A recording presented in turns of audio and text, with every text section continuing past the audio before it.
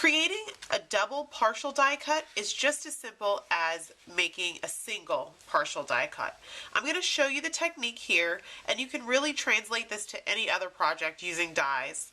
First, I want to find the middle of my piece of cardstock. This cardstock measures 3.5 by 4 3/4. So I'm going to draw a light pencil line using a ruler right down the middle of this piece of cardstock. It's going to help me make sure that everything's even. Once I've done that, take your die and place it where you want it to be in the middle of your paper.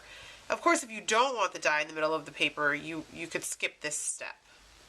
I'm going to leave the die there, and next I want to use some painter's tape, which I use a lot of, and tape this die into place. You'll notice that this painter's tape is pretty thin. It measures 1/4 inch, and I cut it down to that size because this 1/4 inch represents the piece of the card that will not be cut. I'm going to cut these portions of the die, but leave this center piece intact. I'll show you what I mean. Once you've got your painter's tape in place, you're going to place your die and paper onto your cutting machine. This painter's tape acts as the guide for where your paper should fall off the cutting plate. Only this portion and above should be on the cutting plate. That's going to make sure that only this portion of the die is cut.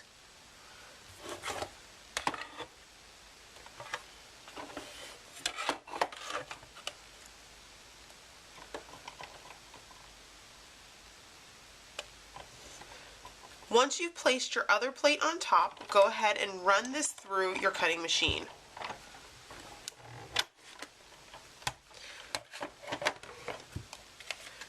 Once you've cut one side, you'll do the same with the other, placing it on your cutting machine, only allowing the portion you want to cut to be on the cutting plate, and using this blue tape as a guide for where to stop. I've finished cutting, and now I'll remove the painter's tape, which is a nice tape to use since it's not too tacky and will come off of the paper without damaging it. And then I'll remove my die.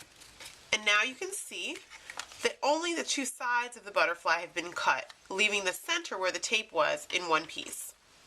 I'll go ahead and erase this pencil line. I don't need that anymore.